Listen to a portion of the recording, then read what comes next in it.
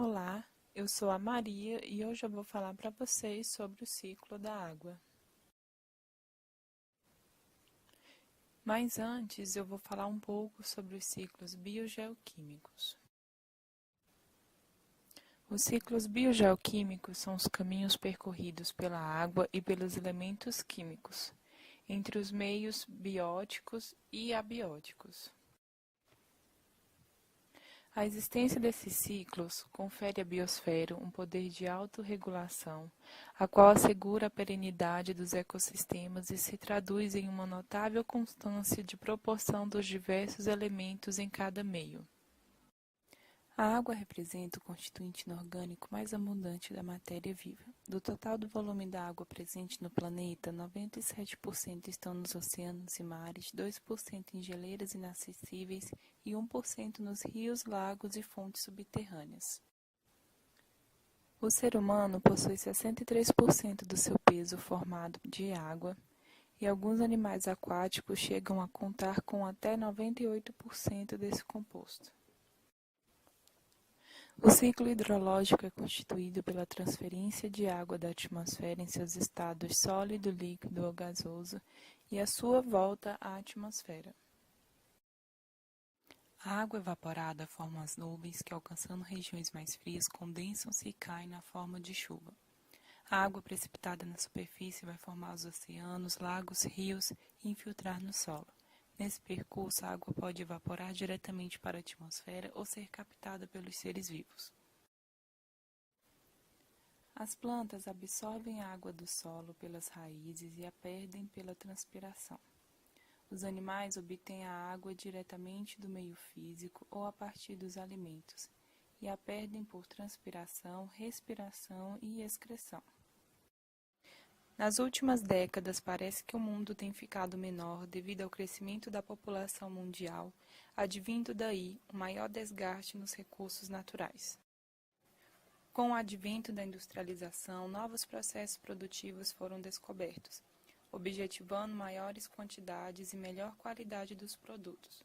As consequências da ação humana sobre o meio ambiente não foram claramente percebidas pelos produtores. Entre as décadas de 50 e 90, a parcela da população brasileira que vivia em cidades cresceu de 36% para 75%, e os evidentes desequilíbrios ambientais decorrentes desse processo não receberam na mesma proporção a devida atenção por parte da mídia e dos governantes. No que tange ao processo de industrialização a respeito dos recursos hídricos, desde os tempos mais remotos, o homem costumava lançar seus detritos nos cursos de água, até a Revolução Industrial. Porém, esse procedimento não causava problemas, já que os rios, lagos e oceanos têm considerável poder de depuração.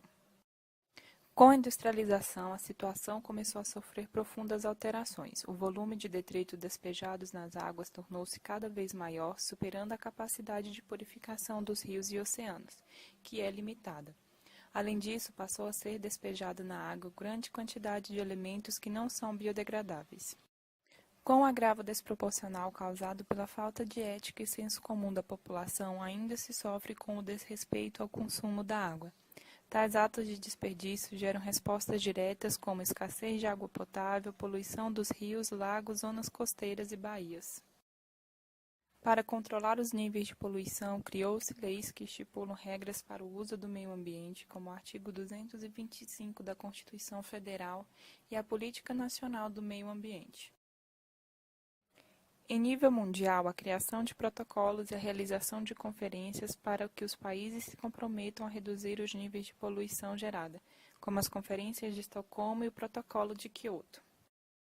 Para diminuir a poluição da água, tem-se o uso crescente de produtos biodegradáveis, o tratamento de água antes do seu lançamento nos rios, filtros nas fábricas e indústrias e evitar-se deitar o lixo nas margens de rios e mares e próximos a nascentes. Created using Powtoon. Algumas medidas simples, como o uso de torneiras com sensores, deixar o chuveiro aberto somente na hora necessária, utilizar a máquina de lavar roupa quando estiver na medida total, a captação de água da chuva e o reaproveitamento de água para fins diversos são medidas que diminuem o desperdício de água.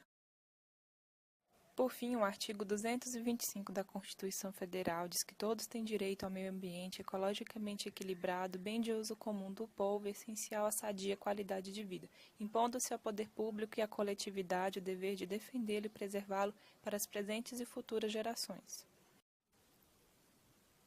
Bom, e por hoje é só. Até a próxima.